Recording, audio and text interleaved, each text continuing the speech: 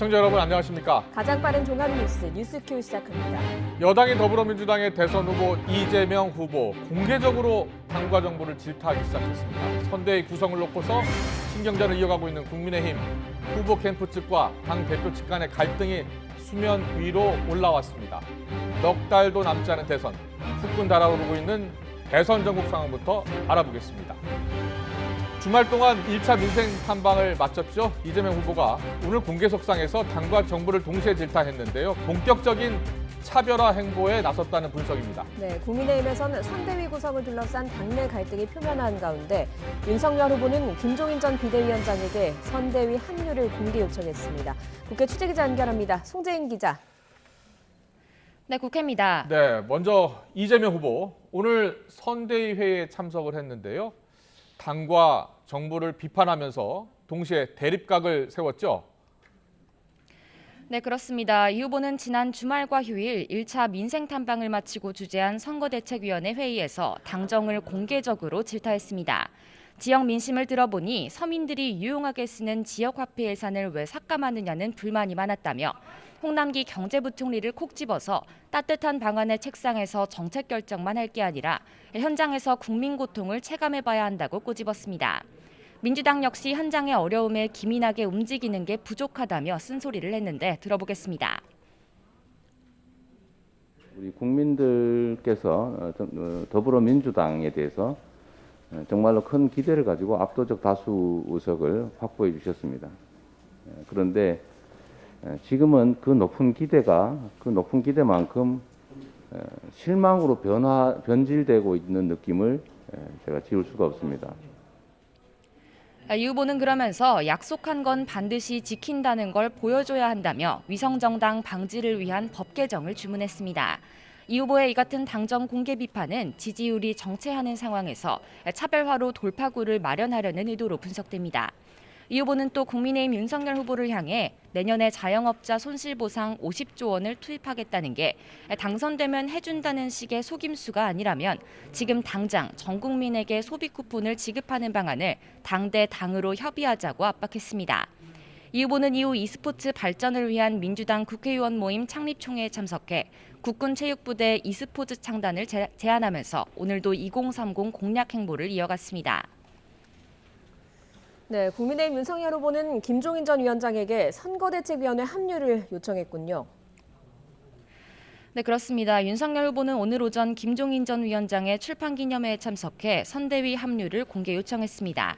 정권교체와 국가개혁의 대장정을 걸어나가는 시점에서 김 전 위원장이 경륜으로 잘 이끌어달라고 부탁했는데 직접 들어보겠습니다. 정치개혁뿐만 아니라 이 국가의 대개조가 필요한 그런 시점에 또다시 우리 김 박사님께서 역할을 또 하셔야 될 때가 이제 다가오고 있지 않는가 그렇게 생각을 하고 김 전 위원장도 계기가 되면 도울 수 있다고 말하면서도 다만 선대위 구성을 둘러싸고는 윤 후보 측과 이 대표의 갈등이 표면화한 만큼 구체적인 구상에는 말을 아꼈습니다. 두 사람은 대선 자금 곳간지기인 당 사무총장직 교체 여부를 두고 오늘 공개적인 신경전을 벌였는데요. 현직 사무총장인 한기호 의원을 교체해달라는 윤 후보 측 물밑 요구가 이어지자 이준석 대표는 오늘 아침 회의에서 이례적으로 모두 발언을 하지 않으면서 공개적으로 불쾌감을 드러냈습니다.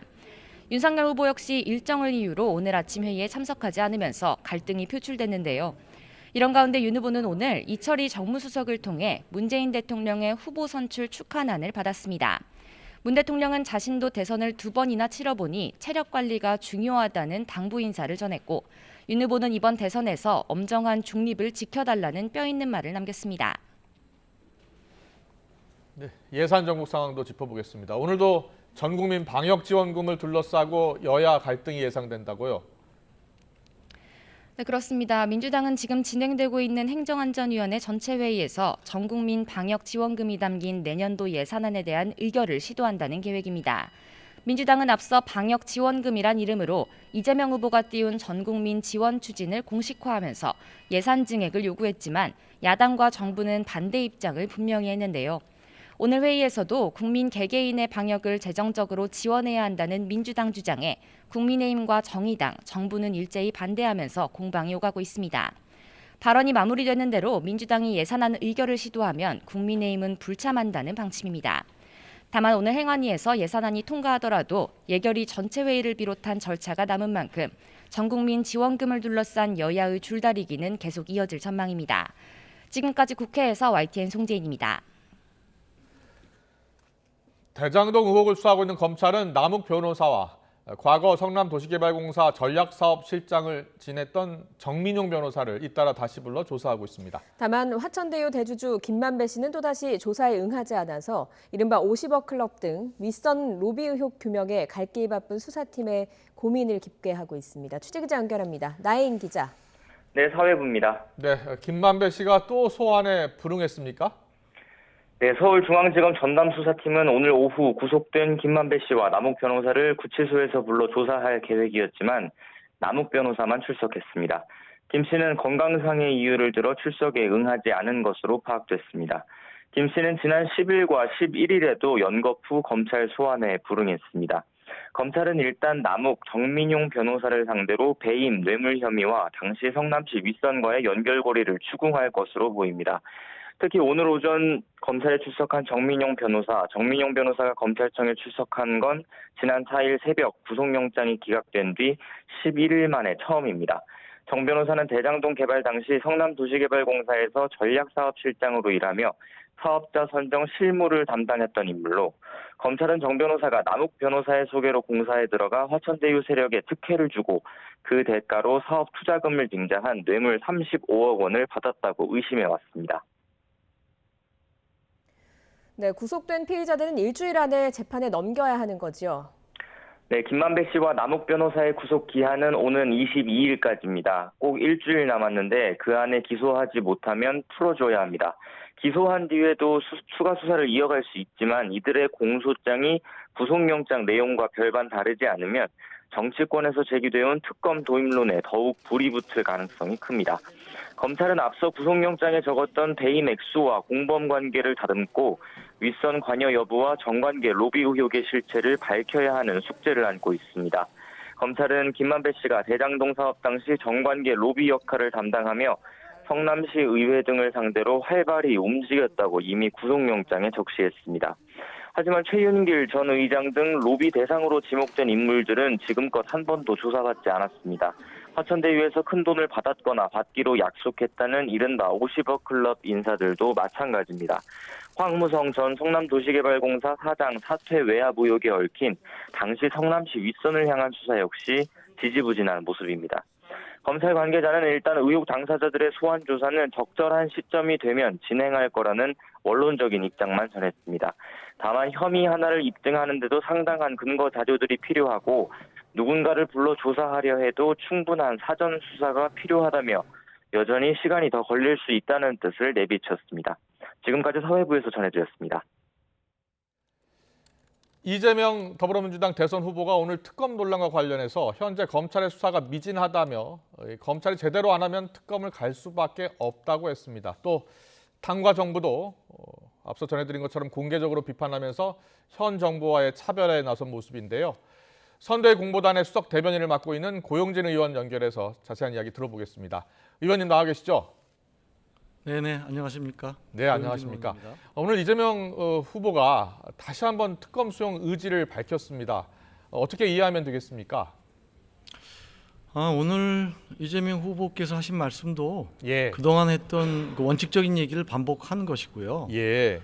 기본적으로 지금 수사가 나름대로 지금 활력을 띠고 진행되고 있기 때문에 네네. 이 수사 결과를 보고 그 수사 결과에 미진함이 있다든지 예. 요구가 있으면 그때는 주저하지 않고 특검을 수용하겠다라는 원론적인 입장을 밝힌 것이고요. 네. 지금까지 13차례의 특검이 모두 수사 결과가 나온 뒤에 이루어졌습니다. 예. 그렇기 때문에 특히 우리 정부에서 지금 우리 공수처, 검찰, 경찰이 지금 경쟁적으로 수사를 하고 있고 네. 이 수사에 어느 누구도 관여할 수 있는 과거에 뭐 우병우라든지 뭐 이런 분이 있는 것도 아니고 공정한 수사가 이루어질 것이고 그 결과에 따라서 혹시라도 국민들께서 미진하다고 여긴다면 그때는 특검을 수용하겠다, 주저하지 않겠다 그런 말씀으로 받아들여 주시면 될 것 같습니다. 알겠습니다. 그렇다면 송영길 대표가 검찰과 공수처 수사를 강조한 것으로 해석한다는 그 발언과 크게 다르지 않은 것으로 이해하면 되겠군요. 네네, 맥이 같은 거고요. 예, 예. 이미 지난주에 이 특검 수용 관련해서 여러 해석들이 분분했기 때문에 예. 다 후보와 당 대표 또 우리 지도부가 전부 의견이 조율된 그런 네. 견해입니다. 알겠습니다. 그리고 오늘 당과 정부를 좀 공개적으로 비판하는 모습이 이제 문재인 정부와 좀 차별화하는 것 아니냐 이런 분석이 나오는데 어떻게 이해하고 계십니까? 그러니까 어떤 공격을 말씀하시는 거죠? 예, 예를 들어서 네네. 그동안 논란이 됐었던 국회의원 면책특권 제한 그리고 위성정당 비례정당 문제, 특히 위성정당 비례 문제는 당 차원에서 개선책을 마련하라 이렇게 직접 주문을 했는데요. 네, 그 문제가 이제 뭐 정부하고 의견을 지금 서로 대립한 적은 없고요. 예. 굳이 아까 말씀하신 대로 하자면 그 소위 이제 그 뭐 지역 화폐 관련 예산이라든지 예, 또는 일상회복지원금이라든지 예, 이런 부분들에 대해서 이재명 후보는 좀 더 확장적이고 적극적인 재정 지원을 네, 요구하고 있는 것이고 정부는 아무래도 이제 국간지기 입장이기 때문에 그거에 대해서 좀 보수적으로 대응하고 있기 때문에 그러한 거에 이견은 있고요. 예. 나머지에 대해서는 이견 없고 지금 말씀하신 뭐 위성 정당이라든지 뭐 면책특권 부분은 아주 후보가 제기한 어떤 개선 사항인데 아시다시피 이제 헌법 45조에 국회의원은 면책특권을 가지고 있어서 국회 내에서는 책임지지 않고 발언을 할 수 있거든요. 예, 예. 근데 이것이 너무 악용되는 사례가 많아가지고 뭐 상임이라든지 뭐 등등해서 그것이 명확하게 입증되지도 않은 사실임에도 불구하고 무책임하게 발설을 하는 이런 일이 있기 때문에 이런 부분을 헌법을 개정하지 않고도 관련된 징계 규정이라든지 이런 것들을 좀 강하게 함으로써 개선할 수 있지 않을까 그렇게 생각을 하고 있는 거고요. 네, 네.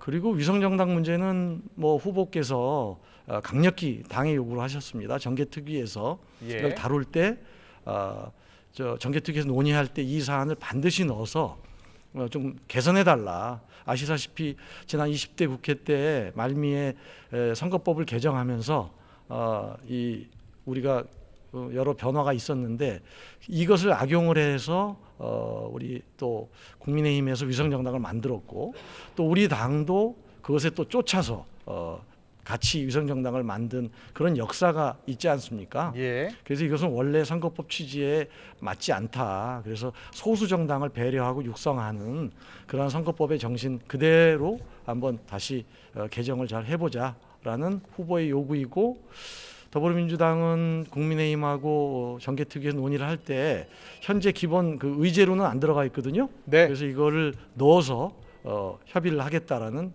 그런 방침입니다. 알겠습니다. 이재명 후보가 오늘 페이스북에 토지 보유 상위 10%에 들지 못하면서 국토 보유세를 반대하는 것은 바보 같은 짓이다 이렇게 지적을 했는데요. 네네. 이재명 후보가 구상하고 있는 국토 보유세 좀 구체적으로 어떤 내용이에요? 지금 우리 대장동 사건도 있고 예. 모든 모든 부동산의 상승 등이 이 토지에서 발생하는 거거든요. 토지의 예. 불로소득이고 그래서 토지의 공공재적 성격을 우리가 인정을 하고 전 토지 건물을 제외한 전국에 있는 토지에 대해서 1% 정도의 토지 보유세를 부과하자 이런 얘기거든요. 1% 정도 하면 한 50조 정도의 세금이 거칠 거로 예상이 되고요. 그럼 이것을 다시 국민들에게 골고루 나눠줌으로써 예. 낸 거 이상의 소득 배분의 효과, 즉 기본소득으로서의 성격도 갖출 수 있다. 그래서 지금 이것을 반대하는 것은 아주 토지를 많이 가진 상위 10% 이내쯤의 그런 사람들의 논리에 동조하는 거 아니냐 예. 이런 지적인 것입니다. 예, 예. 알겠습니다. 그리고 이재명 후보가요. 최근에 이제 언론 지형에 대해서 기울어진 운동장이다, 나쁜 언론 네. 환경이다라고 거듭 네. 이야기를 하고 있는데 선대위 차원에서 어떤 대책이 좀 마련된 게 있습니까? 지금 후보께서 직접적으로 느끼는 것들이거든요. 우리 예. 당도 그동안 언론중재법을 고치자고 했던 것도 여러 가지 가짜 뉴스라든지 의도적 또는 악의적으로 이렇게 조작된 뉴스라든지 이런 것들을 개선하고자 하는 것들이 있었고요. 예. 또 그런 게 아니라 하더라도 똑같은 사실을 어느 쪽에 좀 더 유리하게 하느냐라는 측면에서 과연 지금의 언론이 공평한가, 공정한가라는 문제 제기를 저희들이 많이 하고 있는 것이죠. 네. 그리고 저 앵커께서도 뭐 느끼시겠습니다만 이번에 그 부산 재미없잖아 하는 발언도 예. 맥락을 보면 전혀 그런 게 아니지 않습니까? 예. 근데 그런 것들이 지속적으로 언론에 보도가 되고 그 맥락을 무시한 채 일정 부분만 따서 보도되고 그런 것들이 또 퍼져나가고 또 야당의 공격이 되고 예, 이런 예. 것들을 의미하는 그런 발언이다. 그것을 그 고쳐 나가야 된다. 예, 예. 네. 부산은 재미없다라는 발언이 논란이 되니까 이재명 후보가 직접 페이스북에 글을 올린 거죠. 네, 그렇습니다. 예. 그 내용 잠깐 전해 주실래요? 아니 부산 재미없잖아 하는 발언은 이재명 후보가 그 10여 명의 부산의 젊은 기업인들하고 대화를 하던 중에 예.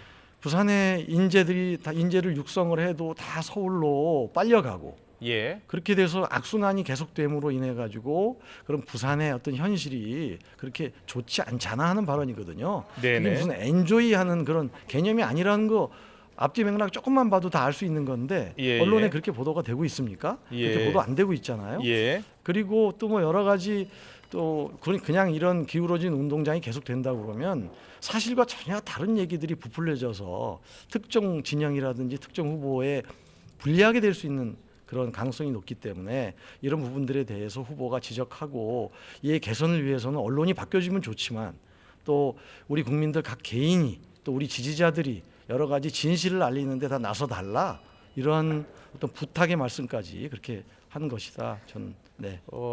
최근 그렇게 그 말씀드리겠습니다. 이재명 후보의 부인 김혜경 씨 낙상 사고와 관련해서 민주당이 구급차 CCTV 일부 화면 공개하고 또 당시 네네. 119 신고 내용이 담긴 녹음 파일도 공개했습니다. 선대위 차원에서 네. 이렇게까지 대응하기로 한 이유도 거기에 있다라고 보면 되겠습니까? 네, 그 특히 이거는 뭐 약 언론의 문제를 좀 떠난 예. 그 온라인상의 그 커뮤니티라든지 카페라든지 이런 데 아주 조직적으로 빠른 시간 내에 예. 허위 사실이 유포되는 케이스거든요. 예. 예전에 대선 때도 아마 이재명 후보께서 이런 허위 사실에 대해서 빨리 대처하지 않아 가지고 나중에 그 배우자께서 예. 직접 또 출석해서 조사를 받는 그런 상황까지 이르게 된 그런 경험이 있거든요. 그래서 예. 이런 부분들은 우리가 철저하고 신속하고 적극적으로 대응을 해서 허위 사실이 퍼져나가지 않도록 과거에 시발단이란 게 있었거든요. 박근혜 18대 대선 때 네. 박근혜를 알리는 뭐 10만 명의 무슨 지원군 그래가지고 그런 일종의 언론 댓글단이 있었는데 예. 지금도 잘못하면 그렇게 될 수가 있다라고 보고 예. 이런 부분들에 대해서 우리가 철저하게 빨리 대응하자라는 취지의 우리의 대응입니다. 이와 관련해서 이재명 지사가 저들의 잘못을 우리가 카톡으로 텔레그램 방으로 댓글로 또 커뮤니티에서 열심히 써서 억울하게 왜곡된 정보들을 고치자라고 여러 차례 이야기를 하더라고요. 그게 어떤 의미입니까? 네네.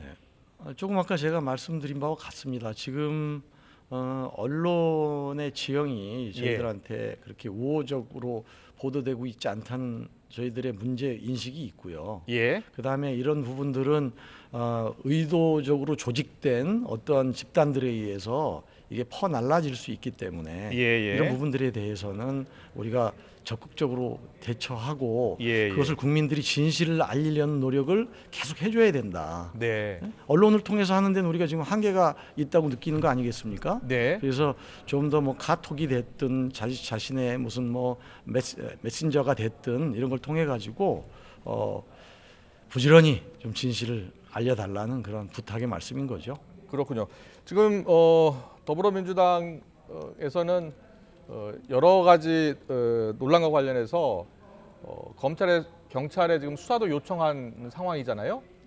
가짜 뉴스에 대해서요. 네네. 예. 네네. 예, 그게 지금 언론사를 상대로 한 겁니까? 아니면 댓글러를 상대로 한 겁니까? 댓글러를 상대로 한 것이죠. 우선 예. 오늘 그 부분에 대한 질문을 많이 하시는데요. 네네. 우선 이 그 부인 김혜경 여사 낙상 사건에 대한 허위 그런 가짜 뉴스들이 예. 정말로 조직적으로 빠른 시간 내에 퍼져 나갔었거든요. 이것은 네네. 누군가의 개입이 있지 않고는 조직적 개입이 있지 않고는 어렵다고 판단하는 것이 저희들 입장이거든요. 예. 그래서 그 중에 2명 댓글러는 저희들이 고발을 한 상태고요. 추후에도 이러한 어떤 행위에 대해서는 결코 좌시하지 않겠다. 법적 대응을 하겠다는 것이 저희 당의 입장이고 캠프의 입장입니다. 예, 알겠습니다. 그리고 이재명 후보가 최근에 이 백브리핑 네. 기자들한테 질문받고 답변하는 그런 백브리핑을 잘 하지 않아서 기자들의 불만이 큰 것으로 알고 있거든요. 앞으로도 계속 그러실 생각이신지 아니면 네. 다시 이제 적극적으로 답변을 하실 것인지 궁금합니다. 이미 좀 백브리핑을 시작을 하셨고요. 예, 예. 네네. 오늘 오전 행사 마치고도 좀 하셨고 네. 그렇게 이제 또 언론인들이 더 그렇게 생각하시는 이유가 예, 예. 우리 이재명 후보가 유달리 그런 백브리핑을 적극적으로 예. 경선 시절에 해 오셨기 때문에 후보가 된 이후에 이걸 안 하니까 더 큰 불만이 생기는 것 같습니다. 그런데 예. 이제 집권 여당의 후보로서 저희들이 조금 정비도 하고 또 후보가 또 잘못하면 실수할 수도 있는 부분들에 대해서 유의하는 측면은 있습니다만 예. 백브리핑을 전혀 하지 않겠다는 게 아니고요. 어느 정도 그 미리 예측할 수 있도록 저희들이 공지를 하고 그런 경우에 한해서 백브리핑을 해야 기자들도 또 한꺼번에 몰려서 혼선이 벌어지고 그런 경우들이 지금 발생을 하고 있어요. 사고의 가능성도 있기 때문에 그렇게 좀 조정을 해서 정비를 해서 향후에 필요할 때 후보가 백브리핑을 드리겠다는 그런 입장을 정리했다고 제가 말씀드릴 수 있습니다. 네, 알겠습니다. 오늘 말씀 여기까지 듣겠습니다. 민주당 선대위 네. 공보단 수석 대변인 맡고 있는 고용진 의원과 함께했습니다. 잘 들었습니다. 고맙습니다. 네, 고맙습니다.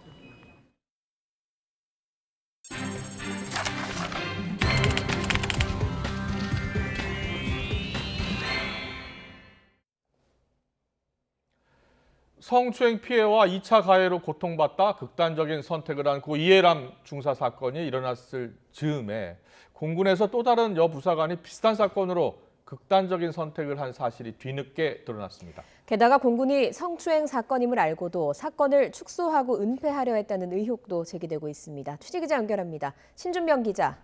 네, 사회 일부입니다. 네, 고 이해람 중사 사건과 비슷한 사건이 아주 그 비슷한 시기에 일어났던 건데요.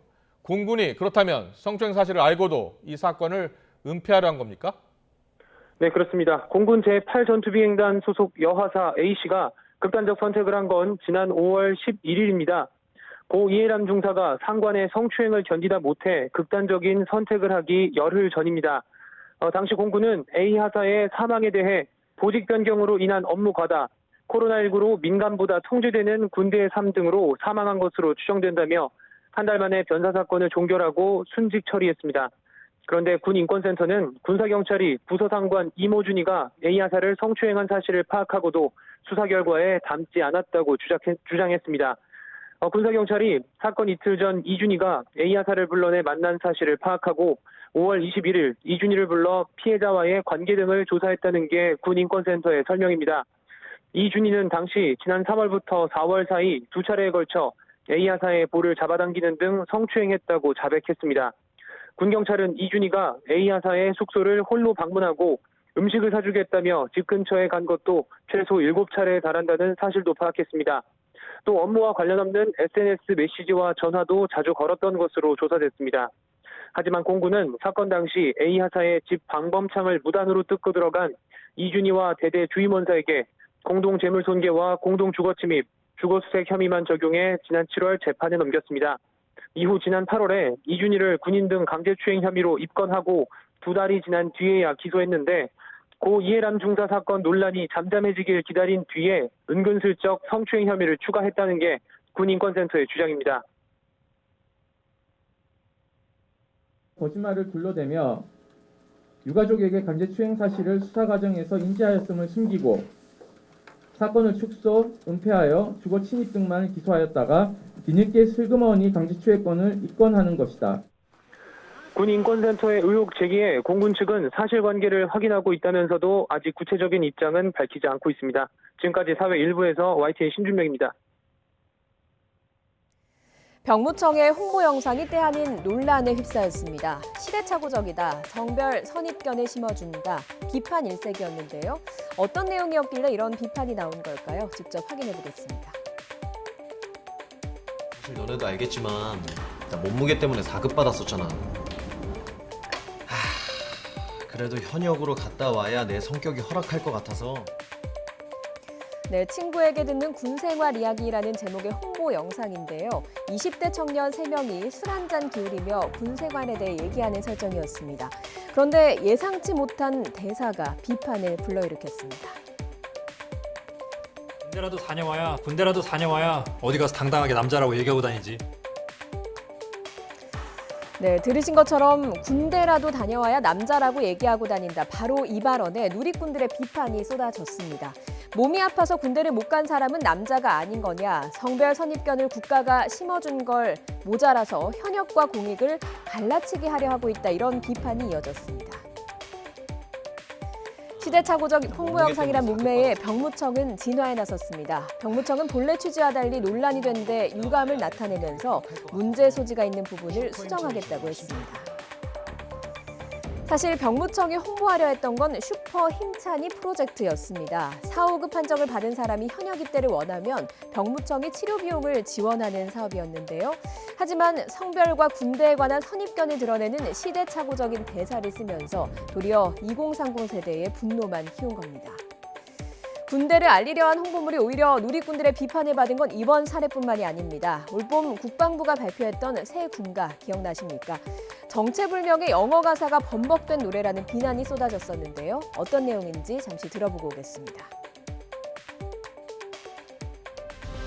육군 아미 타이거 육군 고 워리어 고 빅토리 육군 워리어 플랫폼 최강의 전사 AI 드론봇 선우와 함께 아미타이거 워리어 플랫폼 AI 드론봇 듣기 어떠셨습니까? 이 가사를 접한 누리꾼들 사이에선 군가의 윗분들이 좋다고 한 단어는 그냥 다 넣은 것이 아니냐는 비아냥이 나오기도 했습니다. 실제 군가는 가사의 4분의 1 정도가 모두 영어였고요. 한글 단체는 이 군가가 국어 기본법을 어겼다면서 육구 참모총장을 고발하겠다고까지 할 정도였습니다. 국방부는 가사를 공모해서 선정했다고 했지만 실상은 전문 작사가에 의뢰했던 가사였다는 사실도 드러났습니다. 처음엔 물론 이런 영어 가사가 없었고요. 이후 육군이 자체적으로 정책 홍보에 치우쳐서 가사를 수정했다가 결국 논란만 무성한 영어 가사로 바뀐 겁니다. 홍보 영상이 가진 파급 효과는 엄청납니다. 지난해 한국관광공사의 Feel the Rhythm of Korea는 긍정적인 의미에서 숱한 화제를 일으키기도 했는데요. 이날치 밴드의 범 내려온다라는 음악과 이른바 힙한 안무와 함께 우리나라 곳곳의 명소들을 선보인 이 영상은 말 그대로 누리꾼들을 취향 저격하면서 한동안 많은 이들의 입에 오르내리기도 했습니다. 이처럼 홍보 영상은 그 이상의 효과를 낳을 수도 있지만 대중의 감수성을 이해하지 못해서 적절하지 못한 표현을 쓴다면 되려 역효과를 일으키기도 쉽습니다. 홍보하는 입장이 아닌 영상을 직접 보는 사람의 입장에서 좀 더 고민하고 제작해야 원하는 정책 효과를 거둘 수 있다는 홍보의 기본을 명심해야겠습니다. 경기도 김포에는 세계문화유산으로 등재되어 있는 장릉이 있습니다. 최근 인천 검단 신도시에 건설된 아파트가 이 장릉의 경관을 훼손해서 논란이 되고 있는데요.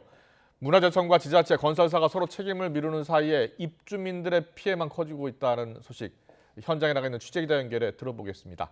김철희 기자. 네, 김포 장릉에 나와 있습니다. 검단 신도시 아파트를 둘러싼 논쟁이 계속 이어지고 있는데요. 지금까지 상황은 어떻게 진행되고 있습니까? 네, 제가 나와 있는 이곳은 유네스코 세계문화유산으로 등재된 김포 장릉입니다. 조선시대 인조의 아버지인 추존왕 원종과 그의 아내인 인원왕후 구씨가 묻혀있는 곳이기도 한데요. 오후 시간 안개가 겹치면서 제 뒤로 보이는 아파트 단지의 모습도 더욱 선명해졌습니다. 해당 아파트가 장릉과 계양산 사이에 들어서면서 경관이 훼손됐는데요. 문화재청은 해당 아파트가 문화재 보존지역에 허가 없이 건축됐다면서 건설사 3곳을 문화재보호법 위반 혐의로 경찰에 고발한 상태입니다. 2017년 개정된 문화재보호법에 따르면 문화재 반경 500m 안 역사문화환경보존지역에서 높이 20m가 넘는 아파트를 지으려면 개별적으로 사전 심의를 받아야 하는데요. 건설사가 이를 따르지 않았다는 겁니다. 반면 건설사 측은 지자체가 허가한 대로 절차를 따랐을 뿐이라며 억울하다는 입장이고요. 관할 지자체인 인천 서구청도 관련 기관으로부터 문화재 심의와 관련해 통보를 받지 못했다는 입장입니다. 고발장을 접수한 인천 서부경찰서는 지난달 인천 서구청 등에 대해 압수수색에 돌입하기도 했는데 조만간 건설사 대표들도 직접 불러 조사할 예정입니다. 네, 문제가 좀 복잡하게 얽혀 있는데요. 해결책 이야기도 나오고 있습니까? 네, 그렇습니다. 지금 지어진 아파트를 완전히 철거하고 새로 지을지 아니면 다른 방법을 모색할지가 핵심 쟁점입니다. 문화재청도 다양한 방안을 놓고 검토하고 있는 것으로 알려졌는데요. 일부 층만 철거해 경관을 훼손하는 것을 막겠다는 방안도 나오고 있습니다. 실제로 서울 풍납동 시티 극동 아파트는 풍납토성 경관 보호를 위해 삼각형 모양으로 비스듬하게 지어졌는데 이런 형태로 바꿔보자는 겁니다. 다만 건설사들이 안전 문제 등을 이유로 일부 층 철거 방안에는 반대하고 있습니다. 그 외에도 장릉과 아파트 사이 큰 나무를 심어 아파트를 가리는 방법이나 완전 철거 방안 등도 제시되는데요. 해결책마다 문화재청과 건설사 등의 이해관계가 충돌하고 있어 사태 해결이 쉽사리 이루어질 것 같지는 않습니다. 문제가 장기화할수록 입주 예정 주민들의 마음은 까맣게 타들어가고 있는 만큼 제대로 된 해결책 마련이 시급해 보입니다. 지금까지 김포 장릉에서 YTN 김철입니다. 전국 100개 요소수 거점 주유소의 재고 현황에 이르면 내일부터 인터넷을 통해 매일 2번 이상 공개될 예정입니다. 정부 관계자는 현재 부처 홈페이지 등을 통해서 공개하는 방안을 논의 중이라고 설명한 가운데 거점 주유소에 요소수가 문제없이 공급될 경우엔 일반 주유소에 10리터 제품도 공급할 예정이라고 덧붙였습니다. 코로나19 신규 환자가 엿새째 2,000명대를 기록했습니다. 일요일 발생 기준으로는 7주 만에 다시 2,000명을 넘어선 겁니다. 취재기자 연결합니다. 최명신 기자. 네, 최명신입니다. 네, 오늘 자세한 확진자 현황부터 정리해 주시죠. 네, 오늘 0시 기준 코로나19 신규 환자는 2,006명입니다. 전날보다 413명 줄었습니다. 검사 건수가 줄어드는 휴일 영향이 반영된 것으로 보입니다.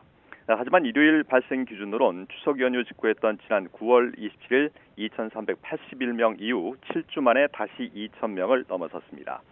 지역별로는 수도권이 1,554명으로 국내 신규 환자의 78.2%를 차지했습니다.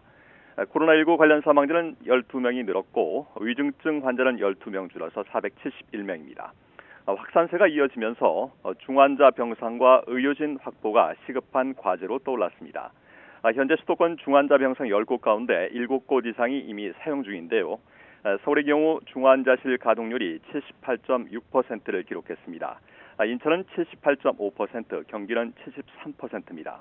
백신 접종률은 1차 81.7%고요. 접종 완료는 78.1%입니다.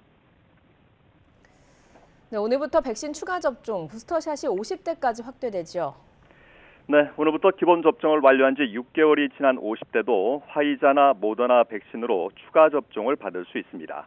18세에서 49세 사이 기저질환자와 경찰이나 소방 등 사회 필수 인력, 그리고 의료기관 종사자도 추가 접종이 가능합니다. 단계적 일상 회복으로 방역 체계를 전환한 이후 코로나19 확산 규모가 커지면서 정부는 특히 고위험군의 추가 접종 참여를 당부하고 있습니다. 이런 가운데 국내 인플루엔자 독감 의심 환자가 2주 만에 2배로 증가해서 우려를 낳고 있습니다. 지난 10월 31일부터 일주일간 외래환자 1000명당 독감 환자는 3.3명이었는데요. 이는 2주 전에 1000명당 1.6명보다 2배 증가한 수치입니다. 방역당국은 올겨울에 독감이 유행할 거라고 예단하기는 어렵지만 지난 겨울에 비해서 유행 가능성이 커진 것은 사실이라며 코로나19 확산세와 함께 상황을 예의주시하고 있다고 밝혔습니다. 지금까지 사입에서 YTN 최명신입니다. 질병관리청은 코로나19 유행 장기화에 따른 위험도 지표를 오늘 18일 목요일에 발표한다고 밝혔습니다. 당초 내일 발표될 예정이었지만 비상계획 발동 권한을 가진 중앙재난안전대책본부의 보고 절차를 거친 뒤 그 다음 날 공개하기로 한 겁니다.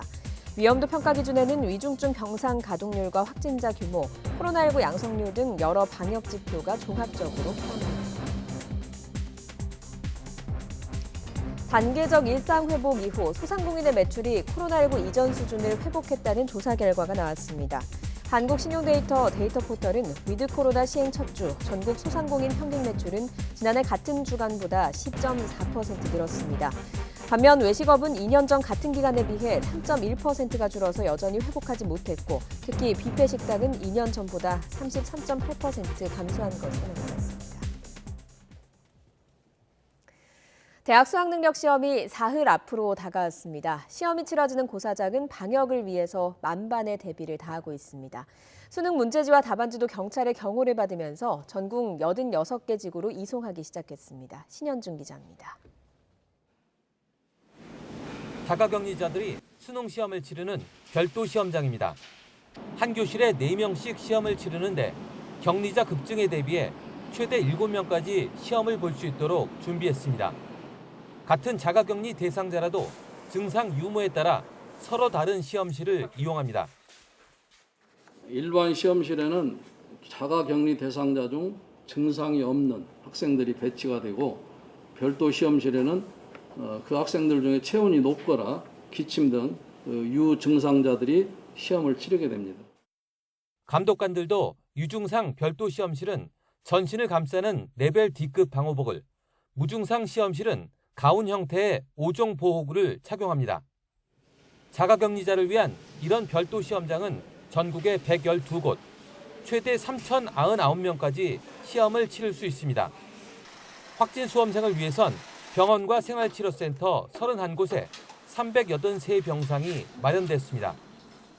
수능 당일날까지 병상 배치, 시험장 배치에 차질이 생기지 않도록 하기 위해서 매일매일 질병청과 확인을 하고, 수능 문제지와 답안지 상자도 전국 86개 시험지구로 운송을 시작했습니다.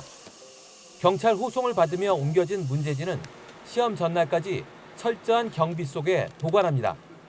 이어 시험 당일 아침 전국 1,300여 개 시험장으로 운송될 예정입니다. YTN 신현준입니다.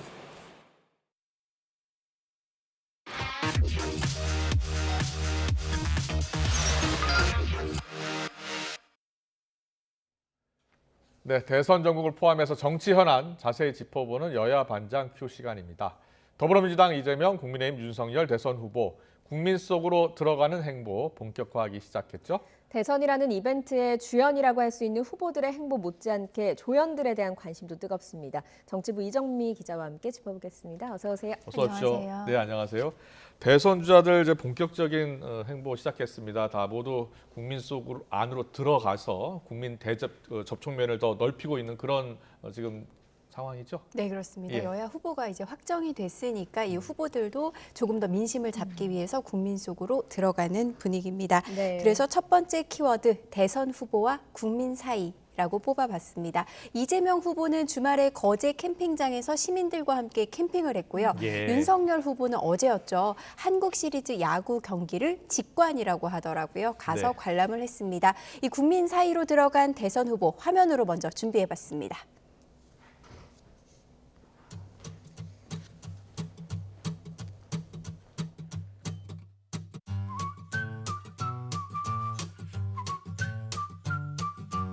안녕하세요. 이재명 후보님. 저는 서울 강서구에 거주하고 있는 취업 4간 취업 때문에 솔로로 생활하던 저는 요즘 연애가 정말 하고 싶습니다.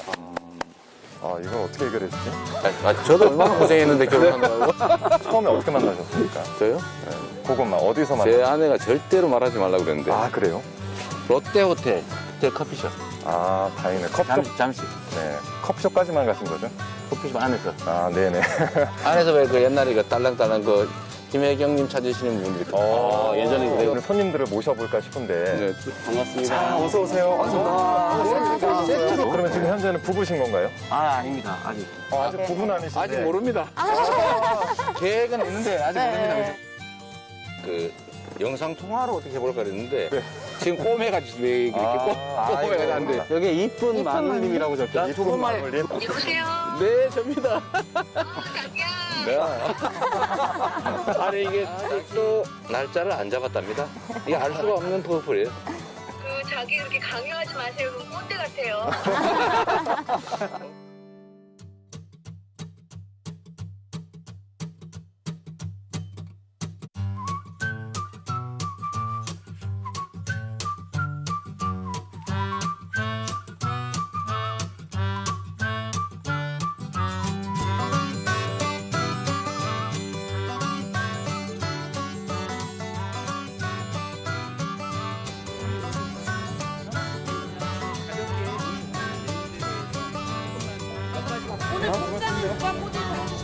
이거요? 그래서 이거는 뭐 당에서 했나 누가 보냈나 이거 나한테 만든 것이 잘 없는데 어떻게 잘 네?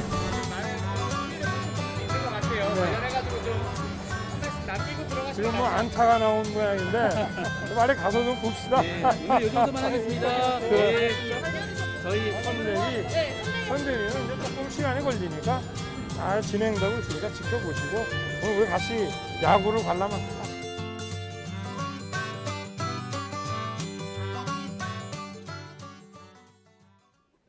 네, 저희가 영상으로 먼저 만나봤는데요. 민주당 이재명 후보 얘기 먼저 해보겠습니다. 이재명 후보가 이렇게 캠핑을 하면서 부인 김혜경 씨와 통화를 했습니다. 이 전화 통화에서 이제 김혜경 씨가 말하는 내용도 조금 전에 영상에 담겼죠. 네. 지난 9일에 이 김혜경 씨가 이제 낙상 사고를 당했죠. 강씨가 전국 여성대회 행사 날이었는데 이날 이재명 후보가 모든 일정을 취소를 했습니다. 그 오전에 갑자기 상황을 취소하면서 이제 이런저런 말들이 나왔는데 그 당시 상황을 김혜경 씨가 이 캠핑 당시 전화 통화에서 직접 설명을 했습니다. 한번 들어보시죠. 네. 제가 잠시 기절을 했었는데 눈을 딱 뜨는 순간에 우리 남편이요. 이 사람아 하면서 막 울고 있는 거예요. 굉장히 무뚝뚝하시던데. 상상이 안 가시죠, 여러분들은? 그래서 사실 좀 되게 뭉클했어요. 아이고. 네, 당시에 조금 전에 말씀드렸듯이 이제 갑자기 모든 일정이 취소가 됐고 또 밤에 낙상 사고를 당했다는 얘기가 나도니까 이제 좀 확인되지 않은 소문들이 돌았어요. 다른 심각한 일이 발생한 것 아니냐라는 얘기도 있었고요. 이제 이 소문을 일축하기 위해서 이 이재명 후보 측에서 당시 119 신고 육성도 공개를 했죠. 그리고 구급차를 타고 가는 CCTV까지 모두 공개를 해서 이제 악성 소문들을 방지하기 위한 노력을 했습니다. 이 김혜경 씨와의 통화 연결도 바로 이런 차원으로 보입니다. 부부 사이에 아무 문제가 없다. 이런 점을 강조한 것으로 보이는데요. 저는 이제 두 가지 의미가 있었다고 봅니다. 이 김혜경 씨의 등장은 악성 소문을 일축하는 것 하나, 부부 사이에는 아무런 문제가 없고 사이가 좋다. 또 하나는 이 경쟁 상대인 국민의힘 윤석열 후보의 부인 김건희 씨가 아직 공개석상에 등장하지 않고 있거든요. 이걸 좀 대조적으로 보여주기 위한 의도도 있지 않나 이렇게 생각을 합니다. 물론 이 행보를 두고는 또 말들이 많습니다. 뭐 진짜 사이가 좋았다, 보기 좋았다라는 이런 좋은 호평도 있지만 뭐 그 평론가 이제 진중권 전 교수 같은 분들은 너무 가식적이지 않느냐, 너무 의도된 설정으로 보인다라는 비판도 나오기도 했고요. 이게 좀 보는 시각에 따라 차이는 있는 것 같습니다. 네, 이재명 후보도 소문 일축을 했다고 들었거든요. 네, 어떤 맞습니다. 그 했습니까? 캠핑장에서 이제 김혜경 씨와 통화를 한 다음에 이재명 후보도 직접 얘기를 했거든요. 근데 사실 제가 이제 그 소문들이 좀 안 좋은 내용들이어가지고 직접 거론은 안 했는데 이재명 후보가 캠핑을 하면서 직접 거론을 했습니다. 그리고 아니라고도 얘기를 했는데요. 그 얘기도 한번 들어보시죠. 제가 그걸 때려가지고 그렇다는 소문이 있다면서요. 나 이거 진짜 어처구니 없어가지고. 그러니까 너무 소문이 이렇게 헛소문이 계속 이런 선거에서 돌고 이런 거는 별로 안 그거는 누가 일부러 한 거예요. 딱 몇 시간 만에 그게 전국 카톡망이 쫙 뿌려지더라고요. 뭐 이렇게까지 이야기를 하면서 사실은 그 다친 상황 자체에 대한 설명은 어느 정도 뭐 됐다라고 볼 수 있을 것 같은데 정치권에서 이 이야기를 두고 후폭풍이 만만치 않다고 들었거든요. 네, 그렇습니다. 네. 사실 CCTV가 공개가 됐고 신고 상황도 공개가 됐고 이제 두 사람의 통화도 공개가 됐기 때문에 이제 그 당시 상황에 대해서는 어느 정도 정리가 됐다고 봐도 될 것 같습니다만 네. 이제 그 당시에 소문이 나돌았던 것을 두고 민주당 쪽에서는 가짜 뉴스다. 그리고 이제 이 조직적으로 누가 이런 소문을 퍼뜨린 것 아니냐는 의심을 갖고 이 유포자를 고발하기도 했는데요. 오늘 아침에 민주당 안민석 의원이 라디오에 나와서 이 소문을 유포한 이 당사자들 쪽을 이제 국민의힘 윤석열 후보 측과 연루가 되지 않았겠냐라는 의혹도 제기를 했습니다. 이에 대해서 윤석열 캠프에 있던 이두아 전 의원은 이것이야말로 가짜 뉴스다. 국회의원이 가짜 뉴스를 생산하고 있다고 맞받았습니다. 그 김재원 최고위원은 이 이재명 후보의 평소 품성 탓이라면서 이제 자신을 되돌아보라고 비판했는데요. 네. 관련 발언도 들어보시죠. 제가 듣기로는 국힘 캠프에서 윤석열 캠프에서 네. 만세를 불렀다는 거 아닙니까? 선거가 끝났다. 캠프 측의 희망과 또 가짜뉴스를 생성하는 조직적인 세력들 간의 그러한 관계가 무관치는 않았을 것이다. 되새겨 봐야 될 부분은 바로 인간 품성이나 됨됨이 문제입니다. 만약에 윤석열 후보나 안철수 후보가 부인을 폭행했다 이러면 사람들이 또 어디서 헛소리 하네 이 정도로 생각할 텐데 이재명 후보가 그런 소문이 나니까 아 그럴 수도 있겠다. 네, 저 사안 같은 경우에는 지지층마다 보는 관점이 다른 것 같더라고요. 네, 그렇습니다. 예, 네, 예. 일단 벌어진 일이고 여야에서는 이제 좀 공격을 하는 그런 모양새입니다. 알겠습니다. 계속해서 윤석열 후보 야구장으로 간 모습 봤는데요. 그 표를 구하기 위해서 다른 관객들과 함께 줄을 서서 들어갔다고요? 네, 그렇습니다. 이게 일정 공지가 좀 늦게 됐어요. 예. 금요일쯤에 공지가 됐는데 갑자기 한국 시리즈를 보러 간다고 하니까 이제 취재진도 많이 몰렸거든요. 네. 근데 알아봤더니 이제 보러 가신다고 해서 이 캠프 쪽에서 이제 티켓을 서둘러서 구했다. 그러다 보니까 이제 일반석이고 예. 좌석도 이제 이어져서 여러 사람이 같이 갈 수 있는 상황은 아니다 해서 갑작스럽게 가게 됐고요.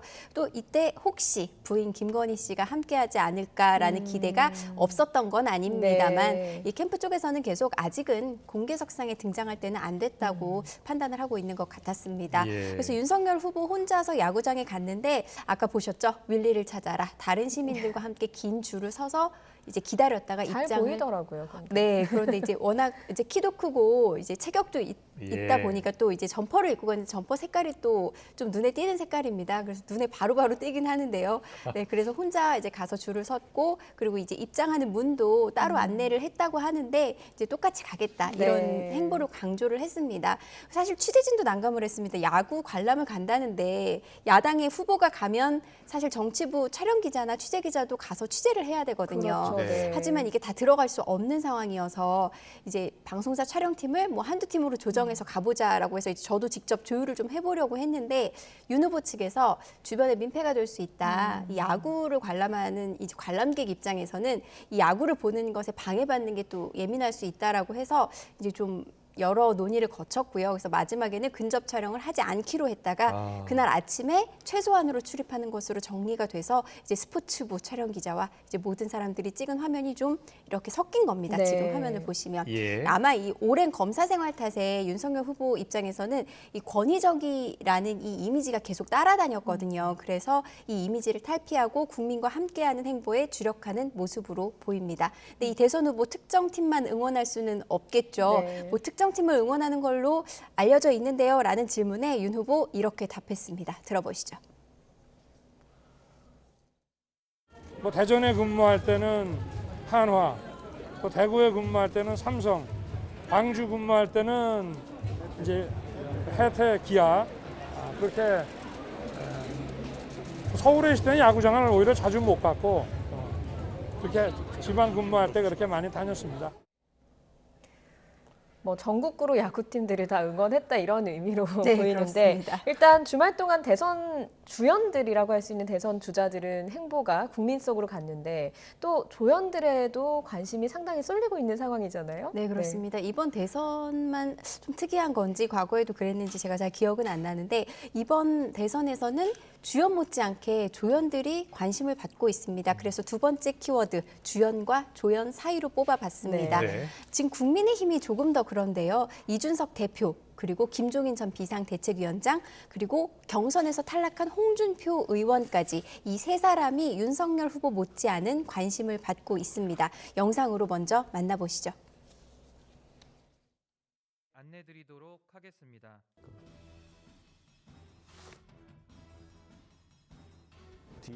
점점 불안정해지고 있습니다. 결단이 필요합니다. 우리에겐 비단 주머니가 있지 않습니까? 디지털 전문가를 찾아주시지요. 축하드립니다. 대장님, 저도 하고 싶습니다. 나라를 살리고 싶습니다. 무너져가는 경제 바로잡고 싶습니다. 저거는 제가 설명해드리죠.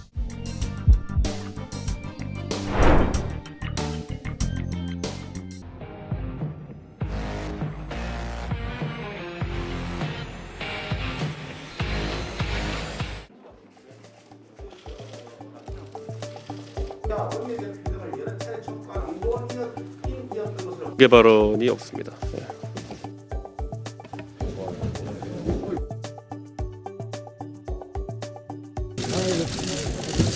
국위원이랑 네, 다 같이 하셔갖고 비대위원장님 쪽으로 다 모아주십시오.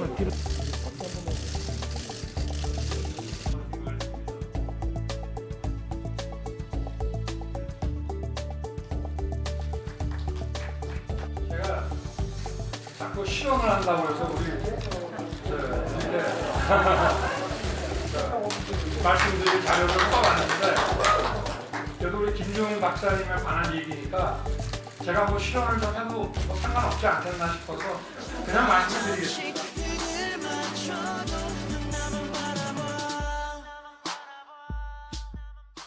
네.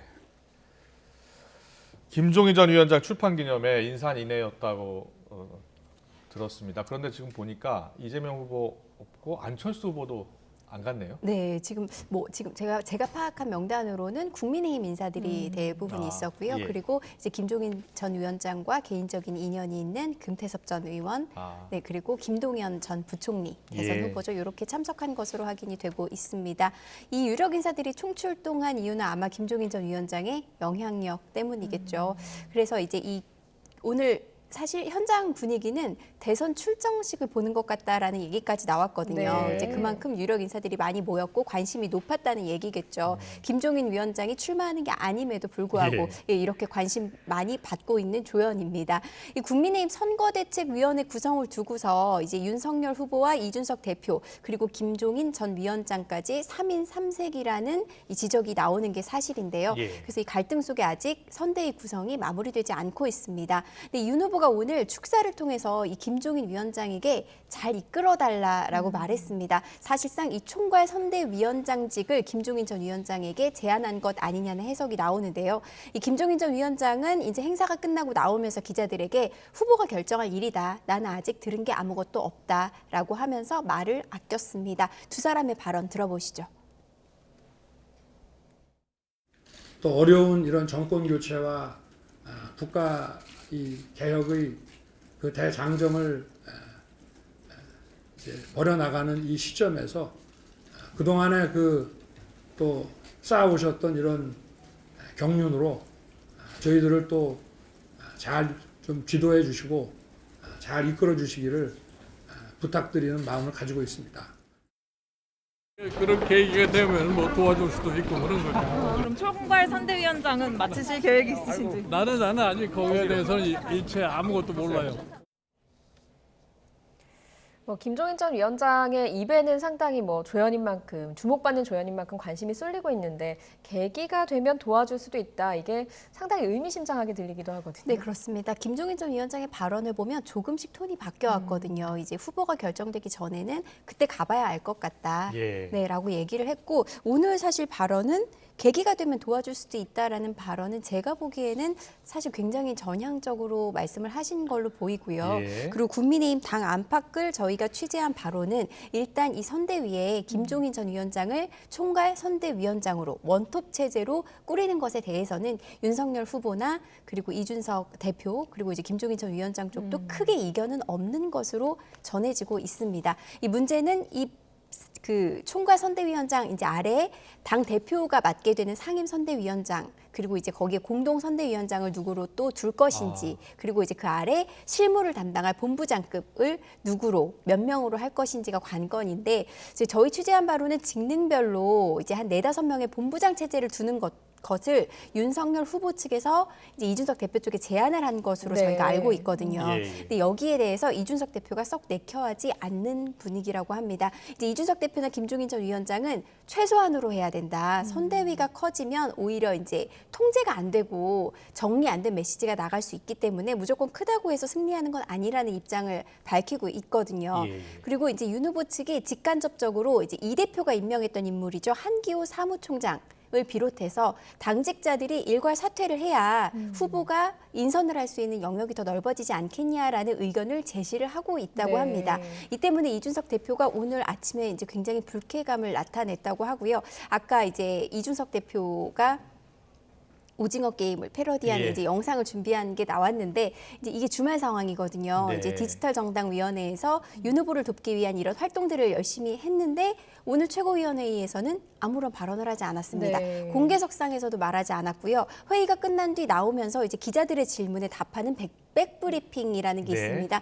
여기서도 아무 발언을 하지 않았습니다. 이게 이제 인선에 대해서, 그러니까 이제 대표가 임명한 사무총장에 대해서 이제 후보가 아무리 이제 당무 우선권을 가진다고 하지만 그만두라 마라 이렇게까지 주변 그러니까 본인이 그렇게 윤석열 후보 본인이 그렇게 얘기한 것 같지는 않지만 주변에서 그렇게 의견을 전달하는 건 좀 아니지 않느냐라는 의사를 간접적으로 전달한 것으로 보입니다. 윤석열 그리고 후보가 직접 이야기한 게 아니라 윤석열 캠프 쪽 인사가 이야기를 하고 그걸 전해 들은 것에 대해서 불쾌감을 갖고 있는 거죠. 네, 저희가 취재한 바로는 그렇습니다. 윤석열 후보랑 이제 이준석 대표랑 통화는 자주 하지만 인선안은 이제 주변에서 이제 정리를 해서 권성동 후보 비서실장이 이제 당 대표한테 전달을 한 것으로 알고 있고요.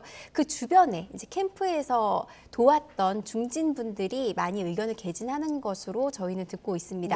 그리고 조금 전에 이제 들어온 소식인데요. 저희 이제 취재 기자에 의하면 조금 전에 이준석 대표와 윤석열 후보가 당사에서 회동을 가졌다고 합니다. 그러니까 아마 이게 원래 공개된 일정이 아니었거든요. 이게 오후 4시 조금 전에 이제 만남이 마무리됐다고 했는데 어떤 내용을 논했는지는 아직 전해지지 않고 있습니다만 이제 아침에 이준석 대표가 이제 이런 불쾌감을 표시를 했고 이제 윤석열 후보도 이걸 전달을 받았겠죠. 그리고 오전에 그 총괄 선대위원장으로 이제 모실 김종인 전 위원장의 출판 기념회에서 세 분이 다 조우를 했단 말이죠. 그렇기 때문에 이제 거기서 얘기된 내용을 오늘 조금 더 조율을 하지 않았을까 하는 짐작을 해볼 수 있을 것 같습니다. 알겠습니다. 김종인 그리고 이준석 그리고 또 한 명 홍준표 있습니다. 주연 같은 조연으로 뽑은 인물인데 홍준표 의원은 경선에서 떨어지고 나서 내 역할은 여기까지라고 했는데 다음 행보를 하고 있는 것 같아요? 네, 그렇습니다. 역할은 거기까지라고 하셨는데 다른 역할을 하고 계시는 것 같습니다. 그러니까 대선에는 참여하지 않겠다는 뜻을 분명히 밝혔고요. 여기에 대해서는 이제 그 페이스북이나 이제 SNS로 소통은 하고 있는데 같은 입장을 밝히고 있습니다. 이번 대선에는 참여하지 않겠다. 대신 어제 이제 그 본인의 탈락에 실망한 청년들의 탈출구가 필요하다. 그래서 이제 진영을 넘어선 청년들의 놀이 공간을 만들겠다라고 얘기를 했었거든요. 그래서 어제 청년 플랫폼 이제 청년의 꿈이라는 홈페이지 문을 열었습니다. 진영을 넘어서서 이제 청년들의 놀이터를 만들겠다고 해서 다양한 게시판들을 만들어 놨는데요. 여기에 청문 홍답이라는 코너가 만들어졌습니다. 청년이 묻고 홍준표가 답한다 이런 의미입니다.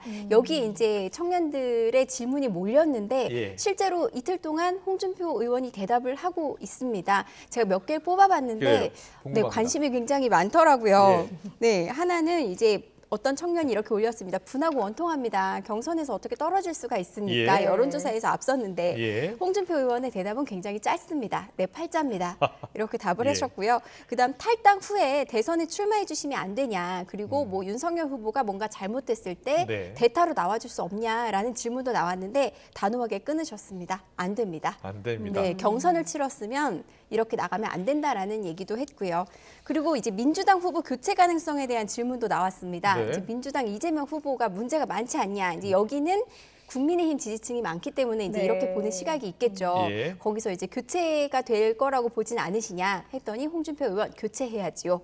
라고 또 단답으로 답했습니다. 그리고 이제 향후 행보에 대한 질문도 이어지겠죠. 대선에도 참여하지 않겠다. 그렇다고 뭐 탈당해서 출마하는 것도 아니다라고 얘기했으니까 혹시 법무부 장관 못 해보신 게 아쉽지 않냐라는 질문도 있었는데요. 졸업했다. 그리고 뭐 경남지사를 또 도전할 생각은 없으시나요? 할 때도 졸업했다라고 답을 하셨고요. 그다음 당대표가 되어서 정치개혁을 한번 해보시는 건 어떠냐라는 질문도 있었는데 여기에도 2번이나 했습니다라고 해서 딱 선을 그었습니다. 대신 뭐 다음 대선에 또 출마하지 않겠냐 이런 질문에는 조금 여지를 남겨뒀거든요. 네, 그래서 일단 소통 행보를 이어가면서 조금 다른 활동도 하지 않을까. 다음 대선도 아예 접진 않은 걸로 추정됩니다. 지난 경선 때는 이번 대선이 마지막 도전이 될 것 같다라고 이야기했는데. 그렇죠. 지금도 사실 아직 뭐 다음 대선 얘기하기 좀 이른 것 같기는 하지만 네, 그렇게 얘기하고 여지를 있고요. 남겼다. 네, 알겠습니다. 그렇습니다. 그리고 인물에 대한 평가를 묻는 질문도 잇따랐습니다. 지금 화면으로 준비해봤는데요. 이준석 대표 만나보셨는데 어떻습니까? 라는 질문에는